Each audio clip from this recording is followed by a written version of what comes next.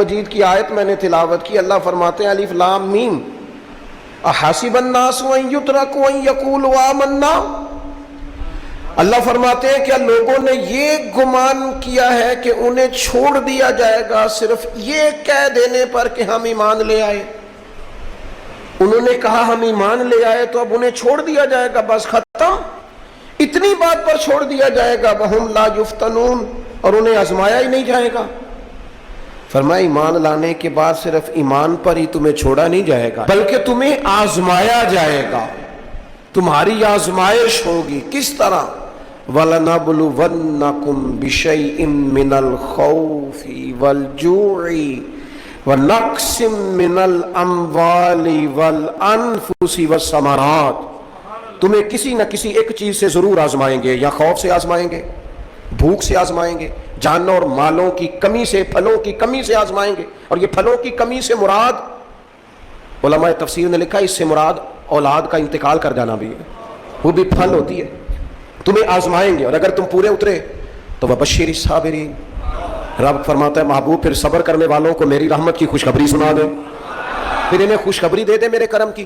میرے عزیز زندگی میں آزمایا جائے گا۔ نبی اکرم نور مجسم شفیع معظم صلی اللہ علیہ وسلم کی بارگاہ میں حضرت خباب بن ارت رضی اللہ تعالیٰ عنہ حاضر ہوئے، حضور خانہ کعبہ کے ساتھ ٹیک لگائے بیٹھے تھے، تو حضرت خباب عرض کرنے لگے یا رسول اللہ اتنی تکلیفیں آ رہی ہیں، کافر اتنا ستا رہے ہیں، ہمیں پریشان کیا جا رہا ہے، ہم سخت آزمائش میں، حضور آپ اللہ کی بارگاہ میں دعا کیوں نہیں کرتے ہمارے لیے؟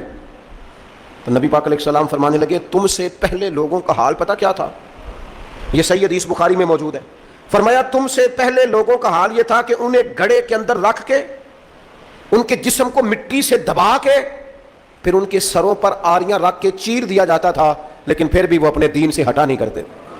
نبی پاک علیہ السلام فرمانے لگے تم سے پہلے لوگوں کا یہ عالم تھا کہ ان کے جسم لوہے کی کنگھیوں سے کریت دیے جاتے تھے، ان کا گوشت اتار دیا جاتا تھا، لیکن وہ اپنے دین سے ہٹنے کو تیار نہیں ہوتے تھے۔ یاری تیری سونے پر ازمائشاں تیریاں اگ، اے سونا پرکھیا جاندا ہی پہلو نال اگاں دے لگ۔ اپنی زندگی میں تیار رہیں، ذہنی طور پر آزمائش کے لیے تیار رہیں، مزاج بنائیں۔ جب بندہ پہلے سے تیار ہوتا ہے نا، اس کا خیال ہوتا ہے کہ آزمائش آ گئی تو میں نے صبر کرنا ہے، پہلے سے اس کی تیاری ہوتی ہے، پھر وہ ذرا گھبراتا نہیں، پریشان نہیں۔ ہم تیار نہیں ہیں ذہنی طور پر۔ ہر بندے کو سکھ چاہیے، ہر بندے کو، بلکہ ہمارے ہاں تو لوگ کہتے ہیں مرید ہو رہا ہوں تاکہ میری طرف تکلیف کوئی نہ آئے۔ تو میں کہا کرتا ہوں پہلے پیر سے پوچھ لو اسے کبھی آئی ہے کہ نہیں، اگر اسے آئی ہے تو پھر اس کا مطلب ہے تمہیں بھی آ سکتی ہے۔ لوگ نماز اس لیے شروع کرتے کہتے ہیں میں 5 نمازیں بھی پڑھتا ہوں، میں صدقات بھی کرتا ہوں، کام میرا پھر نہیں چلتا۔ تو میں کہتا ہوں تمہیں پتہ ہی نہیں، نمازی کے لیے تو آزمائش ہے، جتنا جتنا ایمان کامل اتنی اتنی آزمائش بھی زیادہ۔ اور یہ میں اپنے پاس سے نہیں کہہ رہا، حضرت ابو سعید خدری رضی اللہ تعالیٰ عنہ فرماتے ہیں میں نبی پاک علیہ الصلوۃ والسلام کی خدمت میں حاضر ہوا اور حضور کے دستے مبارک کو چومنے کے لیے میں نے اپنے ہاتھ جب آگے کیے تو تپش تھی، تیز بخار تھا نبی پاک کو۔ تو حضرت ابو سعید خدری رضی اللہ تعالیٰ عنہ ارشاد فرماتے ہیں کہ میں نے، یہ سنن ابن ماجہ میں موجود ہے، فرماتے میں نے عرض کیا یا رسول اللہ صلی اللہ علیہ وسلم اتنا تیز بخار؟ حضور فرمانے لگے ہم پر جو آزمائشیں آتی ہیں نا انبیاء پر، وہ عام لوگوں سے دگنا آتی ہیں۔ یہ تو لاڈلے ہیں، یہ تو محبوب ہیں اللہ کے۔ فرمایا عام لوگوں سے دگنی آزمائش آتی ہے، لیکن فرمایا ہمارا رب بڑا کریم ہے، ہمیں اجر بھی ڈبل ہی عطا کرتا ہے، ہمیں اجر بھی ڈبل ہی عطا کرتا ہے۔ تو حضرت ابو سعید خدری کہتے ہیں موقع اچھا تھا، میں نے ایک سوال بھی کر دیا، میں نے کہا یا رسول اللہ صلی اللہ علیہ وسلم بتائیے نا بھلا دنیا میں زیادہ آزمائشیں کن کو آتی ہیں؟ تو حضور فرمانے لگے سب سے زیادہ آزمائشیں اللہ کے انبیاء کو آتی ہیں، نبیوں کو آتی ہیں۔ حضور اس کے بعد فرمایا اس کے بعد جو ان کے زیادہ قریب ہوتا ہے اسے آتی ہیں۔ لوگ کیا سمجھیں گے امام حسن کی آزمائش کو؟ لوگ کیسے سمجھیں گے سیدنا امام حسین کی آزمائش؟ فرمایا جو ان کے زیادہ قریب ہوتا ہے اسے زیادہ آزمائش آتی ہے۔ تو حضور کے سب سے قریب تو امام حسن ہے نا، امام حسین ہے نا۔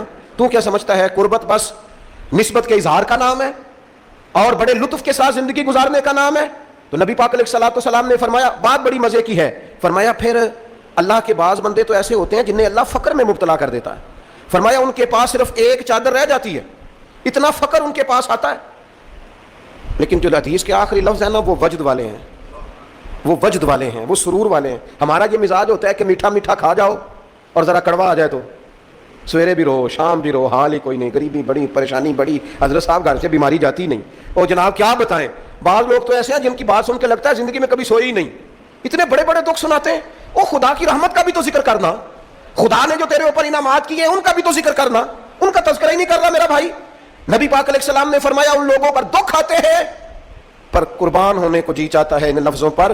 حضور فرمانے لگے وہ رب کی طرف سے آنے والے دکھ پر بھی اس طرح راضی ہوتے ہیں جس طرح تم میں سے کوئی راحت ملنے پر راضی ہوتا ہے. سکون والی چیز ملنے پر جس طرح تم راضی ہوتے ہو اس طرح وہ دکھوں پر بھی راضی ہوتے ہیں.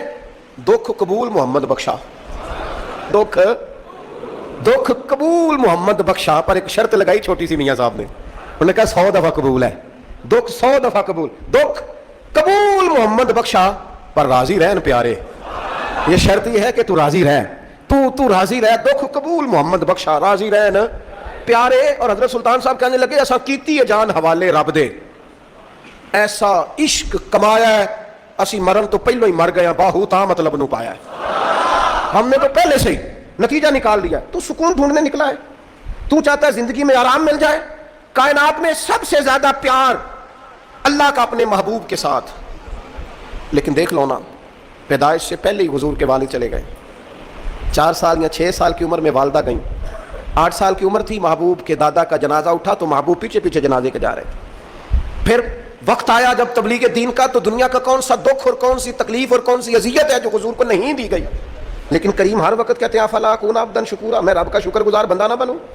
ہر مقام پر کبھی بدر, کبھی احد, اور ہر طرح کی تکلیف, ہر طرح کی تکلیف. کبھی بیٹیوں کا دکھ, کبھی سیدہ عائشہ صدیقہ کے بارے میں منافقوں کی نازیبہ گفتگو. سارے دکھ محبوب کی حیات پاک میں رہے. کریم نے ان دکھوں کو برداشت کیا.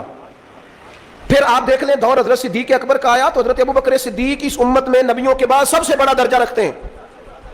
لیکن کوئی زندگی اس طرح کی تو نہیں کہ بڑے 2.25 سال بڑے آرام سے حکومت کی ہو. منکرین زکوٰۃ سے لڑنا پڑا حضرت ابوبکر صدیق کو, آزمائش تھی, لوگ منکر ہو گئے زکوٰۃ کے. حضرت صدیق اکبر لڑے, ختم نبوت کے تحفظ کے لیے لشکر تیار کیے, بہت سارے مسائل کا سامنا کرنا پڑا. صبح دن راتیں جناب ابوبکر نے مشقت کر کے خلافت اسلامیہ کو مضبوط کیا. دور حضرت عمر کا آیا, ساری دنیا مدینہ منورہ میں اندر سے دروازے بند کر کے سخت گرمی میں سوتی ہے, اور جناب عثمان غنی کہتے ہیں کہ میں نے فاروق اعظم کو 60 سال کی عمر میں دیکھا کہ مال غنیمت کے 2 اونٹ دوڑ گئے تو عمر بھاگے جا رہے ہیں, ان اونٹوں کو لے کے آ رہے ہیں, اور میں کہتا ہوں جناب آپ آرام کرتے, ساری دنیا سو رہی ہے. فرمایا سویا کرتا تھا کبھی خلیفہ بننے سے پہلے. عمر کسی غلام کو کہہ دیتے, چونکہ پیار تھا نا, یارانہ تھا نا. حضرت عثمان بڑی محبت سے کہتے ہیں امیر المومنین کسی غلام سے کہتے ہیں اگر مال غنیمت کے اونٹ چلے گئے تھے تو لے آتا. تو حضرت عثمان کے کندھے پہ ہاتھ رکھ کے جناب عمر رو پڑے, کہنے لگے یار یہ حضور کے دین کی امانت بڑی ذمہ داری ہے, لے او سجنا اساں توڑ نہیں بھائی, اساں جان بھی دتی تیرا تیرے, یہ بڑی ڈیوٹی ہے, یہ بڑی ذمہ داری ہے. میں کیسے غلام کو بھیج دیتا, مسلمانوں کا مال ہے, جب ڈیوٹی میری ہے تو کیسے کسی کو بھیجتا. یہ آزمائش ہے, یہ دکھ ہے. 22-24 لاکھ مربع میل کے حکمران حضرت عثمان غنی, ان کا دور آ گیا. یعنی وہ شخص جس نے چڑھتی جوانی میں بھی نظریں جھکا کے رکھی, اور جس شخص نے اپنا سارا مال دین پر قربان کر دیا, اس کے گھر کا گھیرا تنگ کر لیا گیا. بہت بڑی ذمہ داری حضرت عثمان پر آئی, بڑی. اور جناب عثمان غنی کا حال یہ ہے کہ 40 دن گزر گئے. جس شخص کے اپنے ذاتی مصارف لاکھوں کروڑوں میں لوگوں پر خرچ ہوتے ہیں, 40 دن سے اس نے کھانا نہیں کھایا, اسے ڈھب اور سلیقے سے روٹی پانی نہیں ملا, گھر میں قید ہیں. لوگوں نے کہا عثمان ہمیں اجازت دے دیں ہم لڑیں. کہنے لگے کیسے دے دوں, حضور کا مدینہ اور میری وجہ سے خون بہہ جائے, بس میرے اوپر آئی ہے تو میں نبھاؤں گا, یہ ذمہ داری ہے. کہا پھر عثمان خلافت. فرمایا یار یہ بھی میری مجبوری ہے. میرے نبی پاک نے فرمایا تھا عثمان اللہ تمہیں قمیض پہنائے گا, لوگ اتارنا چاہیں گے, دیکھنا اتارنا نہ, وہ قمیض نہ اتارنا, کیسے چھوڑ دوں. حضرت عثمان بھی شہید ہو گئے, جناب عمر بھی شہید ہو گئے. حضرت علی المرتضیٰ شیر خدا, وہ کیا 9-10 سال کی عمر سے حضور کے ساتھ چلے, ہر غزوے میں, ہر میدان میں, ہر جہاد.